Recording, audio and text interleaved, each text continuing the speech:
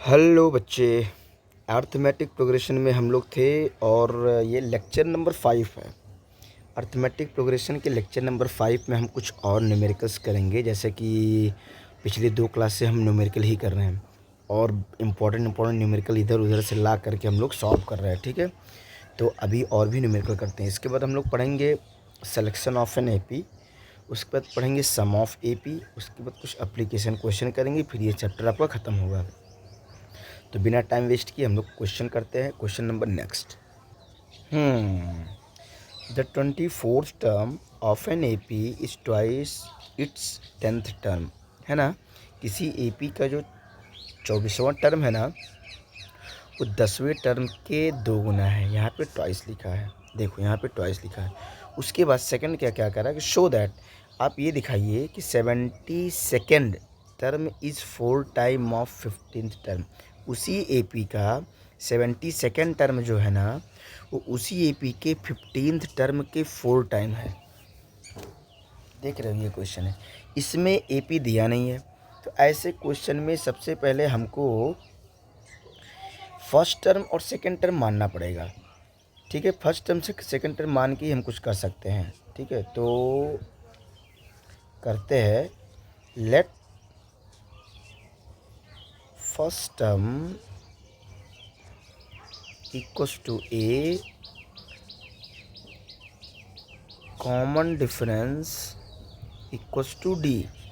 अब देखते हैं अकॉर्डिंग टू क्वेश्चन, जो कंडीशन बोल रहा है ना, according to question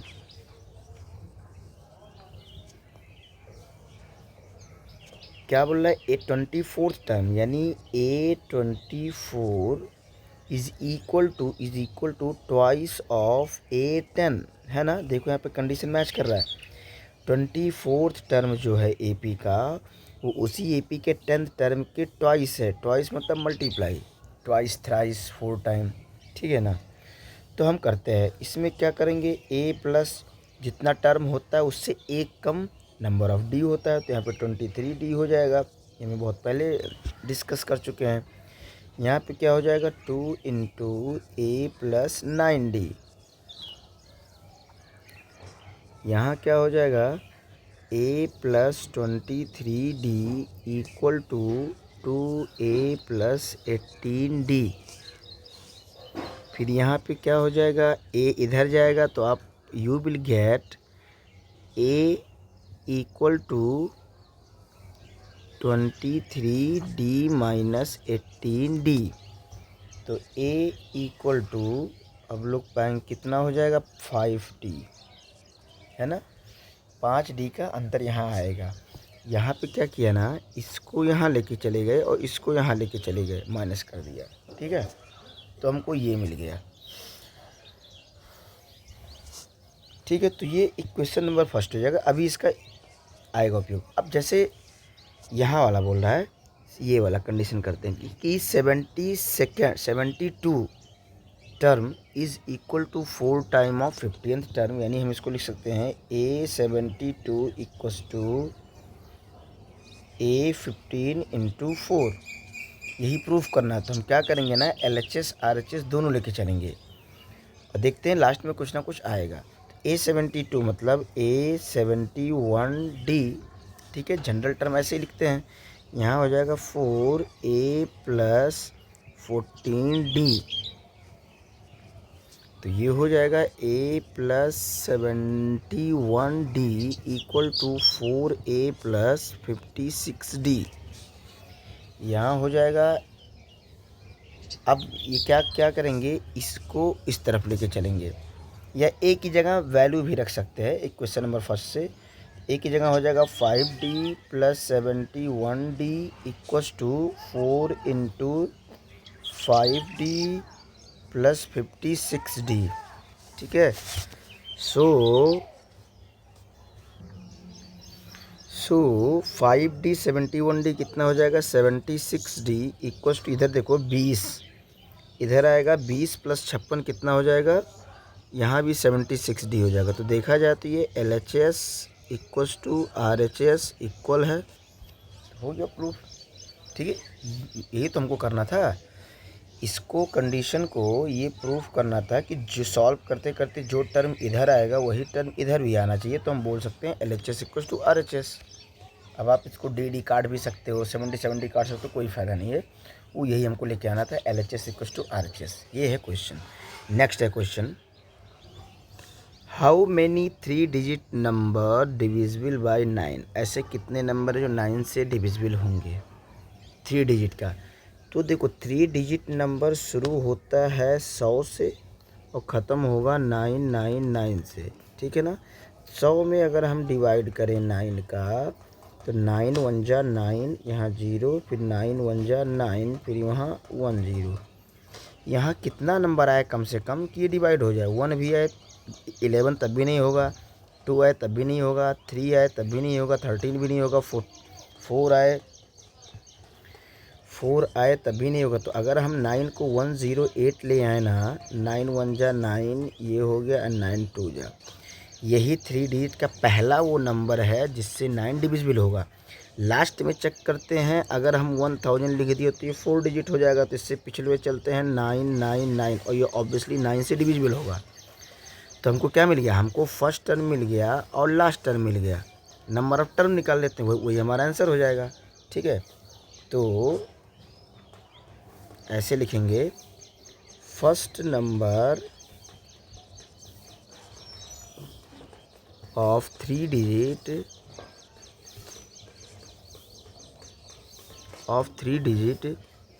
which is divisible by 9 is 108, and last number of 3 digit which is divisible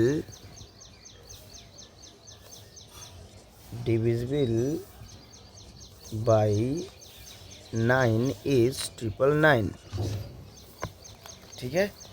so first term क्या हो जाएगा 108, उसके बाद लास्ट टर्म क्या हो जाएगा 999।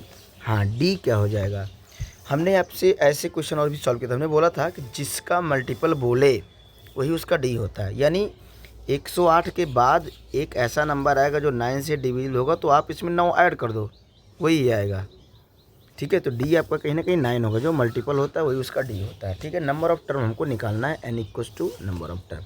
We know that L equals to a plus n-1 into D.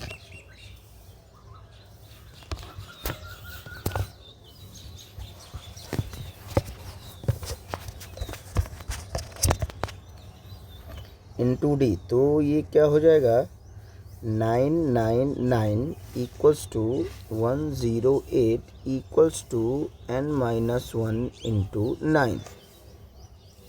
तो ये 108 आएगा इस तरफ, तो 999 minus 108 equal to 9 into n-1। अच्छा, कई सारे बच्चे क्या करते हैं ना कि इसका मल्टीप्लाई इसमें कर देंगे, फिर इसको ले आए। लेकिन ऐसा करो, यहाँ पे एक नंबर बनाते हैं हम लोग, उसके बाद सीधे 9 से डिवाइड कर देते हैं जो नंबर आएगा, और 1 को इस तरफ कर देते हैं, ऐसा भी कर सकते हैं, ठीक है। तो ये कितना आ जाएगा 1, ये 9 और ये 8, यही आएगा ना। यहाँ पे करके देख लेते हैं। शक नार है, शक की बीमारी बहुत ख़तरनाक होती है, या शायद इतना ही आएगा। चलो ठीक है, देखते हैं भाई, ये 9 से कटेगा नहीं, देखने में तो वैसे अजीब लग रहा है नंबर। 9n-1, तो n-1 विल गेट, ये हो जाएगा। अभी कटेगा कि नहीं कटेगा देखते हैं। 9 9 जा 81, तो यहाँ पे 8 बचा, फिर 9 9 जा 81, हाँ 99 आ जाएगा। उसके बाद n equals to 99 plus 1 equals to कितना हो जाएगा 100। ये हमारा आंसर है। मतलब कि 108 से लेकर के 999 तक के बीच 100 ऐसे नंबर हैं जो 9 से डिविजिबल हो जाएगा, यही इसका कॉन्सेप्ट है, ठीक है। ये हो गया। नेक्स्ट क्वेश्चन करते हैं। How many numbers are there between 101 and 999 which are divisible by both 2 and 5। ऐसे नंबर हमको लाने हैं, या ऐसे कितने नंबर हैं जो 101 और 999 के बीच में हो और जो 2 और 5 से डिविजिबल हो जाए। तो देखो फटाक से आपके दिमाग में आएगा पहले सर इवन नंबर होना चाहिए, 104 106 ऐसे से जा करके 19998। तो ये केवल 2 से ही डिविजिबल होगा, लास्ट में 5 नहीं है तो ये 5 से डिविजिबल नहीं होगा। तो यानी ये पैटर्न तो गलत है ना, अगर दिमाग में आ रहा होगा।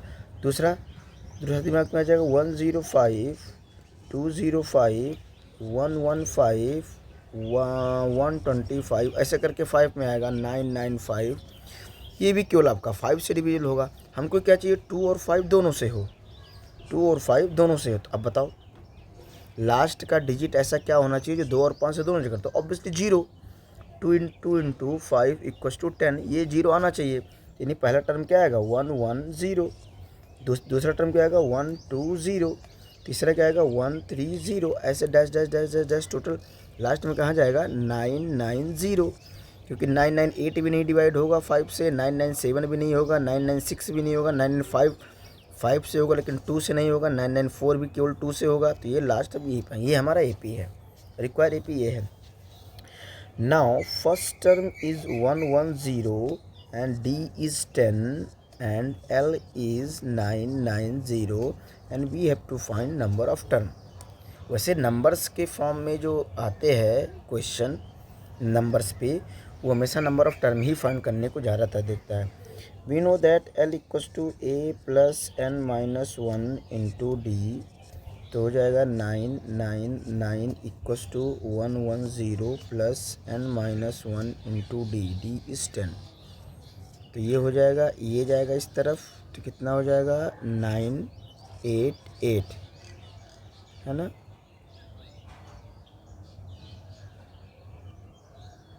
सॉरी, ए यहाँ पे 0 रहेगा, तो ये हो जाएगा 0 = 10n - 1। तो n-1 कितना हो जाएगा 880/10, 0 कैंसिल हो गया, 88 बचा, यानी n = 89 आ गया। 89 ऐसे टर्म हैं जो 101 से लेकर के 999 के बीच में 2 और 5 से नंबर से डिविजिबल हो जाएंगे। ठीक है, ये कुछ नंबर्स पे थे क्वेश्चन।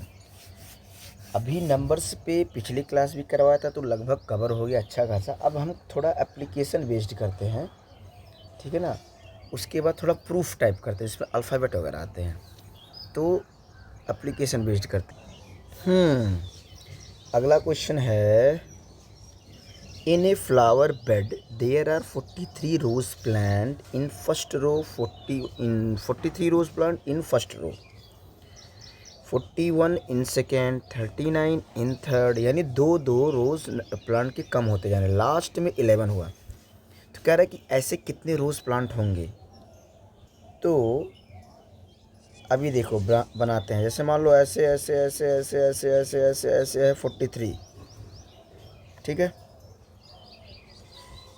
फिर 2 कम हो गया, ऐसे ऐसे ऐसे ऐसे ऐसे ऐसे ऐसे, फिर 2 और कम हो गया, ऐसे ऐसे ऐसे ऐसे ऐसे ऐसे ऐसे ऐसे ऐसे ऐसे आएंगे, यही पैटर्न बनता जाएगा। तो ये कितने रो है ना, यही हमको निकालना है। तो मान लेते हैं n है भाई, ऐसे तो हाउ मेनी रोज़ के लिए मतलब नंबर ऑफ टर्म ही तो निकालने हैं। इसमें इसकी जगह नंबर मान लो है 43, इसकी जगह है 41, इसकी जगह है 39, उसके बाद आएगा 37, ऐसे ऐसे लास्ट वाले 11 आएगा। तो कितने टर्म हैं वही तो निकालना है ना, कितने टर्म हैं वही तो निकालना है। तो वही टर्म ये रोज़ का काम करेगा, नंबर ऑफ रोज़ का, ठीक है। तो कहीं ना कहीं कॉन्सेप्टली नंबर ऑफ़ रोज़ के लिए हमको कहीं ना कहीं नंबर ऑफ़ रोज़ के लिए कहीं ना कहीं हमको n निकालना है, ठीक है। ये कॉन्सेप्ट समझ में आ गया होगा। अगर AP की बात करें तो AP फॉर्म होगा, जैसे पहले में कितना था, पहले में था 43, 41, 39, 37, ऐसे डैश डैश, लास्ट में कितना जाएगा 11, ठीक है। तो फ्रॉम AP A = हो जाएगा 43 टर्म, D = हो जाएगा -2, ध्यान से देखो 41 में से 43 जाएगा तो -2 बचेगा, और L आ जाएगा आपका 11, और N यहाँ पे निकालना है। सो एल इक्वस टू कितना हो जाएगा, A plus N minus one into D. तो हो जाएगा 11 equals to 43 plus -2 into N minus one. तो ये हो जाएगा 11 minus 43 equals to -2 N minus one. तो ये आपका आ जाएगा 32 equals to minus N minus one, minus minus cut गया, N minus one equals to आ जाएगा 32/2 दैट इज 16।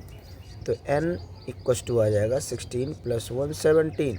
ये आ जाएगा, ये वाला जो 1 है ना वहाँ पे जाके ऐड हो जाएगा। तो यहाँ पे नंबर ऑफ रोज़ कितने आएंगे, 17 ऐसे आएंगे, जिसमें अब लास्ट वाले में 11 बचेगा। अच्छा ऐसे भी बोल सकता है कि 2 2 2 2 2 2 निकलते जा रहा है, लास्ट में 1 बचे। ऐसे भी पूछ सकता है ना कि लास्ट में अगर 1 बचेगा तो नंबर ऑफ टर्म और आ जाएगा ज़्यादा। 11 पे ही पूछ लिया। तो ये कुछ एप्लीकेशन बेस्ड हैं जो एपी के जनरल टर्म वाले फॉर्मूले पे आ जाएंगे। ठीक है।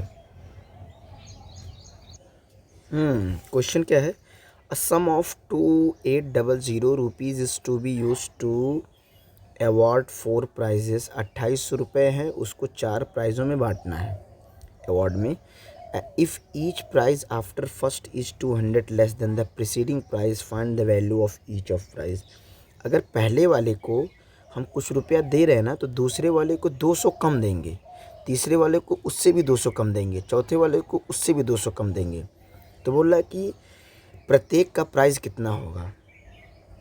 तो कैसे करेंगे, मान लेते हैं पहले, मान लेते हैं let first prize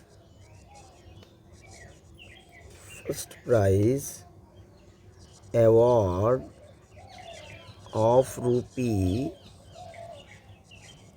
equals to कितना हो जाएगा, x। सिमिलरली सेकंड का क्या हो जाएगा, तो अगर पहला x होगा तो दूसरा x में से 200 जाएगा, 200 घटेगा।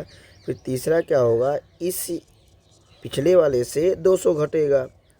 फिर तीसरा क्या, चौथा क्या होगा, इस वाले से, ये देखो ये भी तीसरा तक है, फिर 200 घटेगा ये।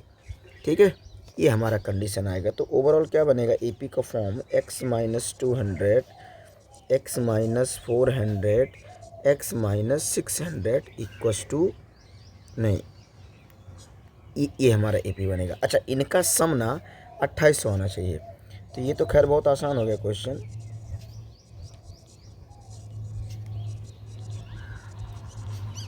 टू 800, तो 1 2 3 4 टाइम ऑफ x, यहाँ 4 2 6 और 6 6 12 -1200 इक्वस टू 2800। तो यहाँ क्या हो जाएगा, 4x इक्वस टू 4000। तो x इक्वस टू कितना आ जाएगा, 1000। तो पहला प्राइज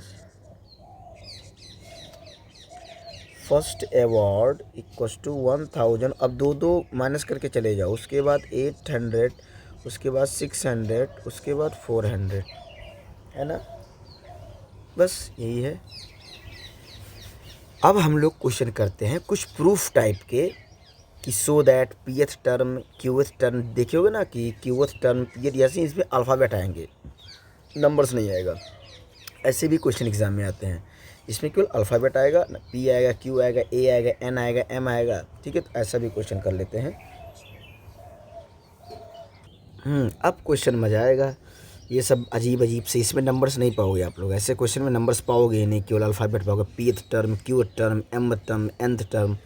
ठीक है। अच्छा एक चीज़ और है, मैं पिछले 3 लेक्चर में एपी के क्वेश्चन करवा रहा हूँ जो कि जनरल फार्मूले पे है, A N equals to A plus N minus one into D. RS Agarwal में ए एन को टी एन मान लेता है, T N equals to A plus N minus one into D. तो 3-4 बुक्स का, NCERT से लेकर के 3-4 बुक्स का ये पूरा ओवरऑल समरीज क्वेश्चन है, इससे बाहर नहीं आने वाला। तो मैं फिर बोल रहा हूँ, ये बोर्ड के लिए, कंपटीशन के लिए भी अगर ये चैप्टर आ रहा है तो, आता है तो, सेंट्रल या गवर्नमेंट या स्टेट गवर्नमेंट की एग्ज़ाम के लिए तो बहुत ज़्यादा इंपॉर्टेंट है। ठीक है, वैसे प्रूफ वगैरह तो बोर्ड में ही आएगा। तो इसमें देखते हैं ऐसा क्या कुछ करके, क्वेश्चन लगाने में और मज़ा आता है, लेकिन अगर ज़रा सा भी कहीं फॉल्ट हुआ तो आंसर नहीं आता फिर इसमें। ठीक है, यही चीज़ में प्रॉब्लम होता है। तो ये प्रूफ करने के लिए हमको फर्स्ट टर्म और कॉमन डिफरेंस पहले मान के रखना पड़ेगा। ठीक है ना, हमको मान के रखना पड़ता है। तो बिना कुछ सोचे समझे सबसे पहले मान लेते हैं let first term equals to a common difference equals to D. ठीक है, तो अकॉर्डिंग टू क्वेश्चन चलेंगे। अकॉर्डिंग टू क्वेश्चन क्या बोल रहा है यहाँ पे, pth term of an AP is Q. pth term, ये देखो यहाँ नंबर लिखते थे ना, जब यहाँ 2 तो सेकंड टर्म, थर्ड तो थर्ड टर्म, 4 लिखते थे फोर्थ टर्म, 29 लिखते 29 टर्म, वैसे ये pth टर्म है तो यहाँ p लिखेंगे। तो जो नंबर यहाँ रहता है वही नंबर n की जगह रहता है, तो यानी n की जगह p रहेगा। आई बात समझ में इतना। अगर हम A2 लिखते थे तो n की जगह 2 रखते थे, A20 लिखते थे तो n की जगह 20 लिखते थे, A30 लिखते थे तो n की जगह 30 लिखते थे। सिमिलरली AP लिखे हैं तो n की जगह हम लोग p लिखेंगे। ठीक है, तो ये हो जाएगा a plus p minus 1 into D, equation number first. Similarly दूसरा इक्वेशन का qth term A Q equals to A plus Q minus 1 into D. A pth term है क्यू, pth टर्म है क्यू, यानी A P equals to Q दिया है, A plus P minus 1 into D. Equation number यहाँ मानते हैं, हाँ यहाँ मानते हैं, सही रहेगा। ये दिया है आपका, अगर ये Q है तो ये आपका P दिया है, P equals to A plus Q minus 1 into D. अब आप सोचोगे लिख के हमको मिलेगा क्या। यहाँ से लिखने के बाद हमको क्या मिलेगा, A और P की वैल्यू मिलेगी। सबसे बढ़िया है, A और P की वैल्यू मिलेगी। आप ध्यान से देखो तो ये लीनियर इक्वेशन इनटू वेरिएबल वाला हिसाब है यहाँ पे बच्चे। हमने बोला था लीनियर इक्वेशन एक बार पढ़ लोगे ना तो हर जगह काम आता है, 11th में, 10th में, 12th में, फिजिक्स में, केमिस्ट्री में। लीनियर इक्वेशन इनटू वेरिएबल है। हमारे लिए इस समय जो वेरिएबल का काम करेगा वो ए और डी काम करेगा। हमारा मेन एम है ए और डी निकालना, ताकि जब ये प्रूफ करें ये वाला टर्म कि पी प्लस क्यूथ टर्म किसी ए पी का वो जीरो होता है, इस कंडीशन पे ए और डी निकालने का काम करते हैं। ठीक है, अगर निकालेंगे तो लीनियर इक्वेशन को सॉल्व करने का दो मेथड हमने आप लोग को बताया था, एक था सब्स्टिट्यूशन मेथड और एक था एलिमिनेशन। तो इसमें देखो कि ए का कोएफिशिएंट सेम है तो एलिमिनेट करेंगे तो ए आपका कट जाएगा, डी जल्दी आ जाएगा। ठीक है, तो क्या करेंगे, सब्ट्रैक्ट क्या करेंगे, कुछ भी किसी से भी किसी को भी घटा दो, हमने बोला था। तो क्या करेंगे, किससे क्या घटाएंगे, किससे क्या करेंगे, फर्स्ट को सेकंड से घटाते हैं। Subtract equation first from second we get first from second, तो हो जाएगा P equals to A plus Q minus 1 into D. यहाँ हो जाएगा Q equals to A plus P minus 1 into D. ये आपका माइनस हो गया।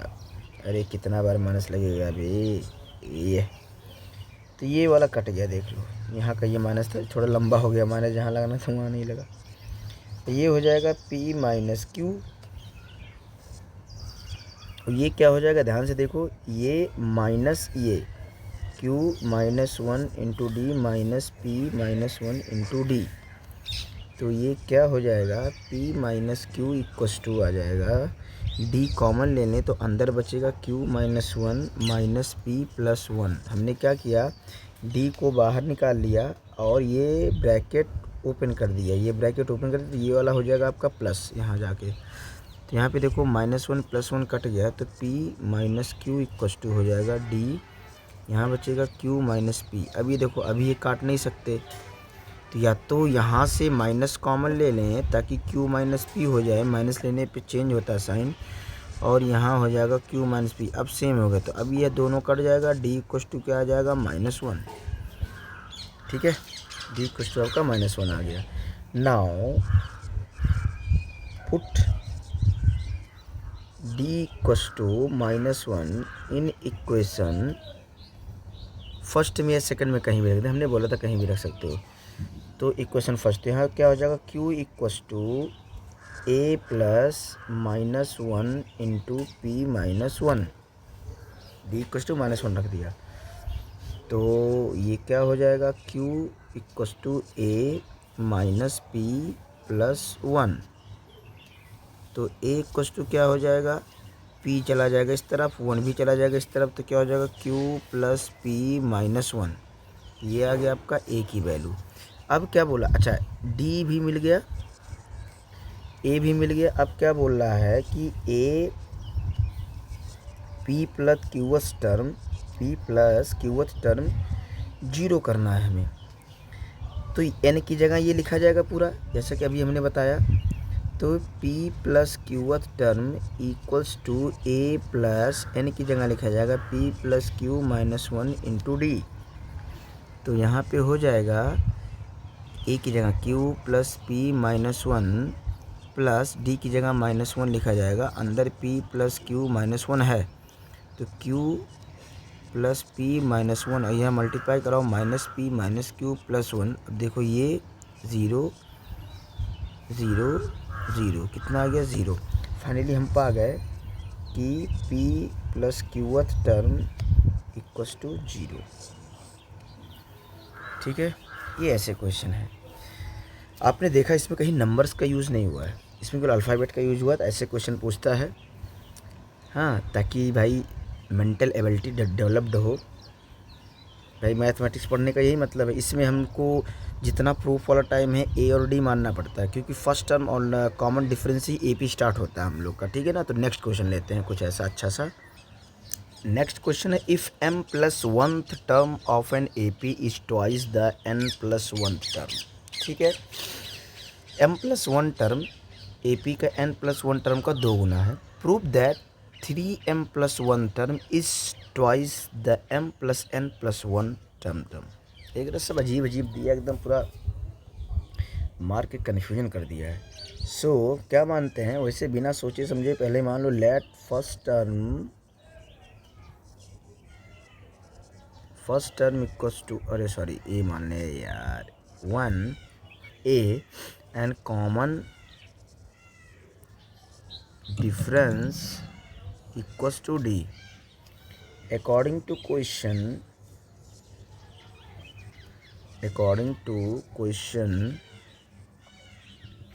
क्या दिया है, अभी मैं पिछली क्लास में समझाया था, जितना पिछले क्वेश्चन में m प्लस 1th टर्म है, तो ये n की जगह रिप्लेस होता है, ये भी n की जगह रिप्लेस होता है, ये भी n की जगह रिप्लेस होता है।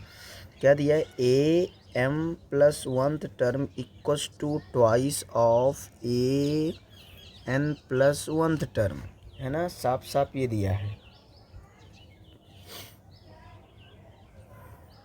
तो ऐसे सॉल्व करते हैं, इसको हम लिख सकते हैं a plus M plus 1 minus 1 into, मैंने n की जगह ये रखा है, कन्फ्यूज नहीं होइएगा। यहाँ हो जाएगा a plus n plus 1 minus 1 into D, ये कट जाएगा, ये कट जाएगा, क्या बचा, a plus M D equals to 2a plus 2nd। a को इस तरफ ले आए तो माइनस a हो जाएगा, और m को उस तरफ लेके चले जाए तो 2nd माइनस md, फिर माइनस का मल्टीप्लाई करें तो a इक्वल्स टू हो जाएगा md minus 2nd। Equation number first.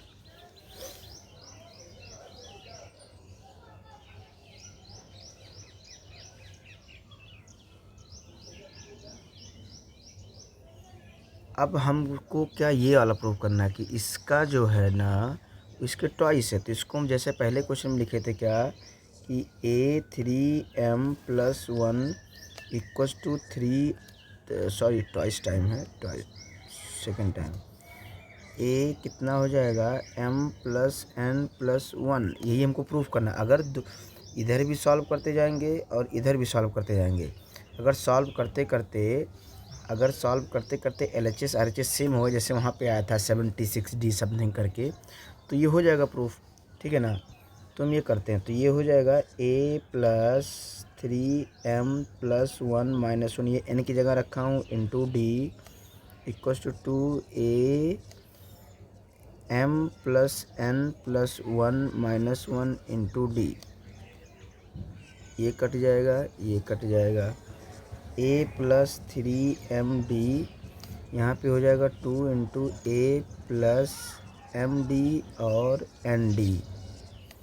ए की जगह यहाँ रख दो, हमने क्या यहाँ पाया था, M D minus 2 ND plus 3 MD equal to, यहाँ पे अंदर ये रख दो MD minus 2 ND।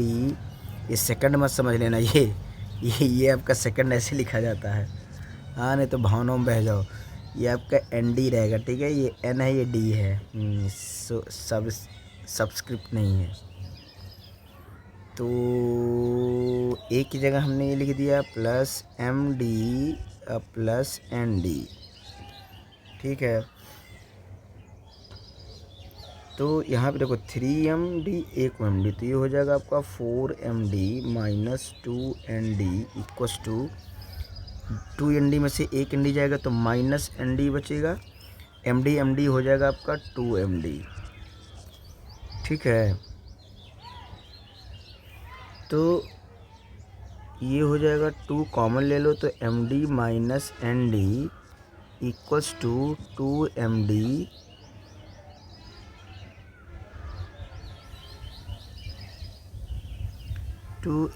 Minus ND।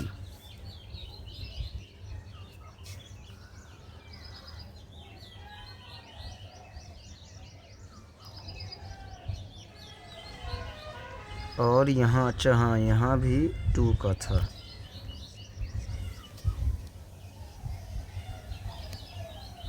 यहाँ 2 बचेगा। अब देखो, अब ये 2 कैंसिल हो जाएगा, क्या बचा, 2MD minus ND equals to 2MD minus ND, LHS equal to RHS, ठीक है। ये हमारा प्रूफ हो गया। अच्छा क्वेश्चन था। ऐसा और करते हैं क्वेश्चन।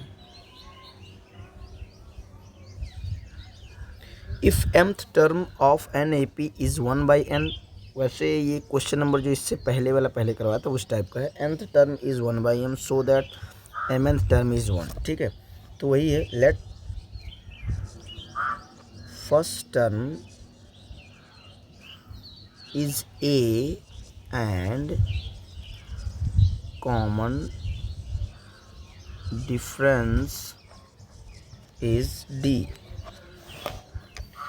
तो क्या हो जाएगा, a nth इक्वस टू क्या दिया है, a mth वाला टर्म क्या दिया है, m माइनस 1 इंटू डी, और a nth वाला क्या दिया है, a plus n minus 1 into D.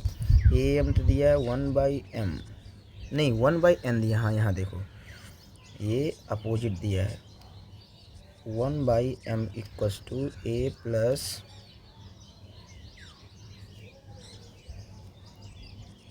m minus 1, sorry फिर कन्फ्यूजन हो गया, ओहो क्या हो रहा है, into D. Equation number first यहाँ दिया 1/m equals to a plus n minus 1 into D. Equation number second,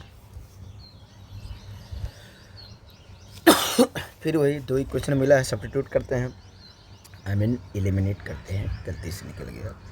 ओ तो सब्ट्रैक्ट क्या करेंगे, subtract equation number first from second. आप चाहो तो सेकेंड को फर्स्ट सब्ट्रैक्ट कर सकते हो।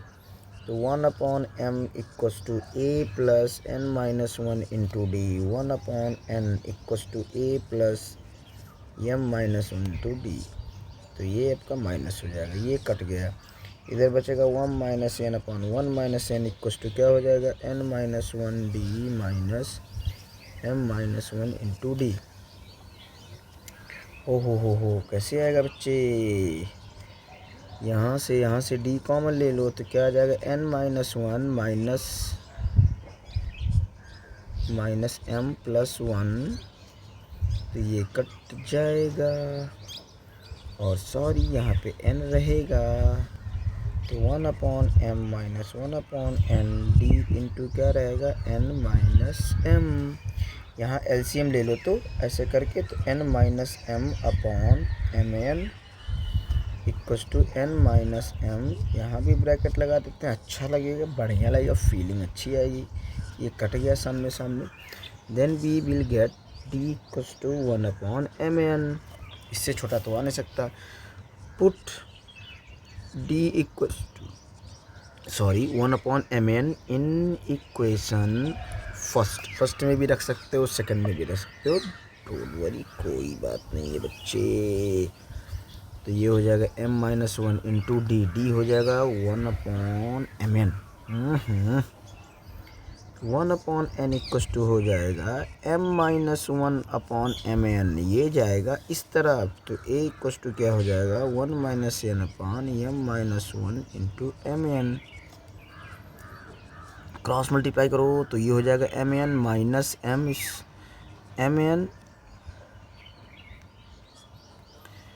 प्लस ये माइनस यहाँ का प्लस कर देगा यहाँ वाला, तो हो जाएगा plus n upon mn square. ये देखो कट गया, तो a इक्वल्स टू कितना हो जाएगा n/mn स्क्वायर, n भी कट गया तो कितना बचा 1/mn। ये देखो, ओहो हो, ये देखो कि d भी सेम आया है, a भी सेम आया है। ऐसा भी हो सकता है, ऐसा नहीं मानना कि गलत है, हो सकता है, कोई बात नहीं, दुनिया है, ये इंडिया है, कुछ भी हो सकता है इसमें, ठीक है।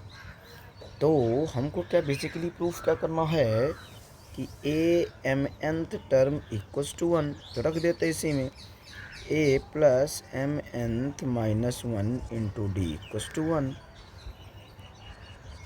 a कितना है 1/mn प्लस mn-1, d कितना है 1/mn।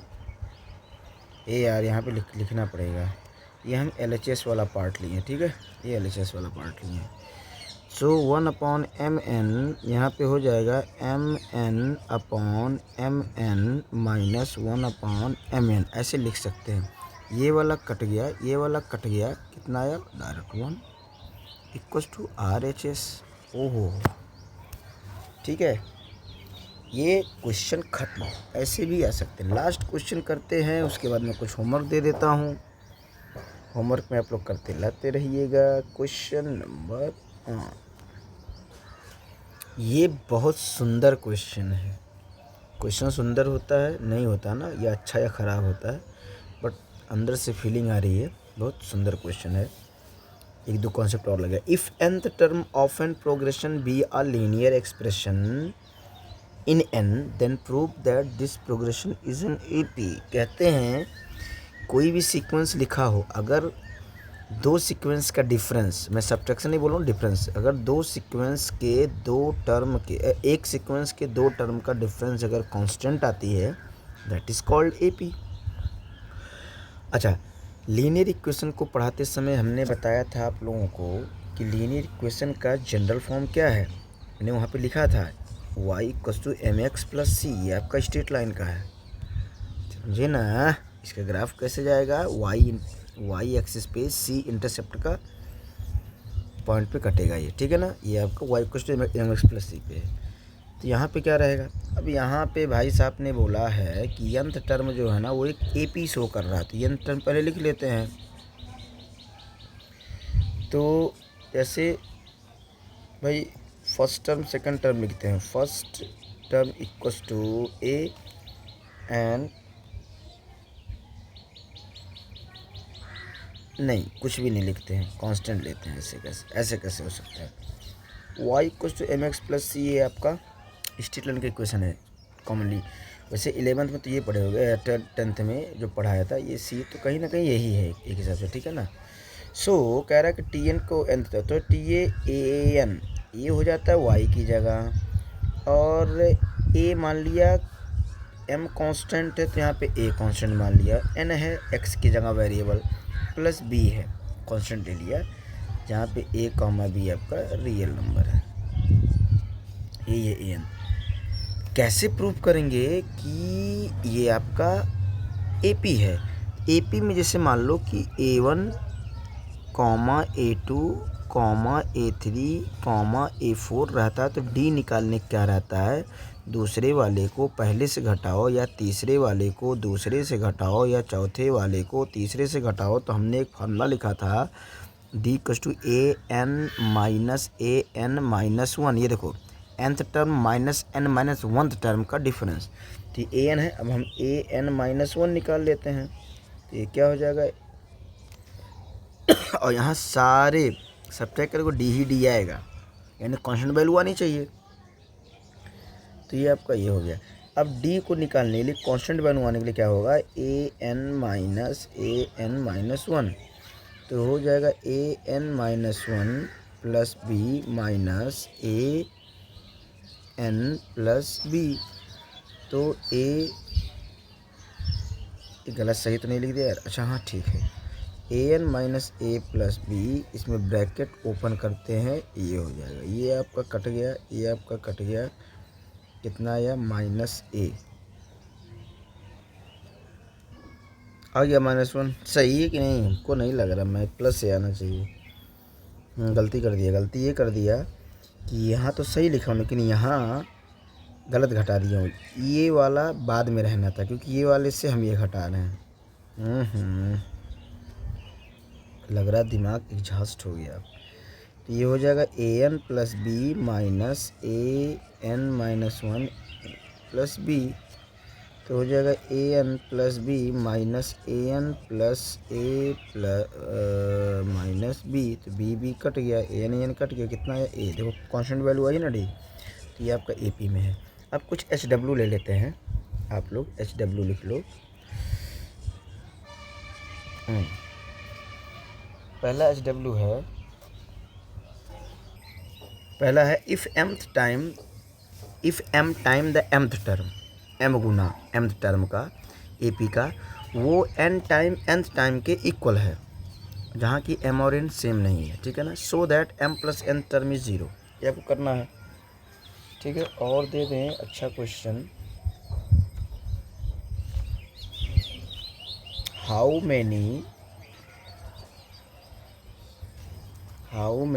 3 digit number are divisible by 7। और भी क्या दे दें, कर सकते हो, इसका आंसर हमको आप कमेंट में देते रहना।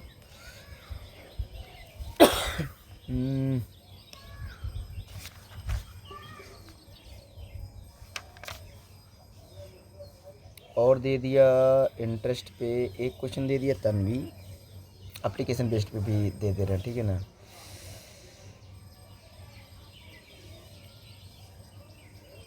Tanvi joined her job in a company in the year 2015 on a monthly salary of 40,000, बहुत ज़्यादा सैलरी है, with annual इंक्रीमेंट ऑफ 25, जो हर साल 25 रुपये बढ़ रहा है। अरे यार ऐसा प्राइवेट स्कूल में तो नहीं होता है ना। Year will she get as monthly salary. तो कह रहा है कि एक तन्वी है, लड़की, कंपनी में जॉब करी है, 40,000 रुपये उसका महीना, 2015 में जुड़ी थी, हर साल 2500 बढ़ रहा है। तो बताओ कब उसकी सैलरी महीने की 65,000 हो जाएगी। नंबर ऑफ टर्म निकालना है, ठीक है ना। और अगर दे दें, और दे दें क्या, find how many integer between 200 and 500 are divisible by 8। अब बहुत क्वेश्चन हम लोग कवर कर लिए, बहुत ज़्यादा, ये आप लोग होमवर्क में ला सकते हो। और नेक्स्ट टाइम हम लोग पढ़ेंगे या तो अर्थमेटिक मीन या फिर सिलेक्शन ऑफ एपी।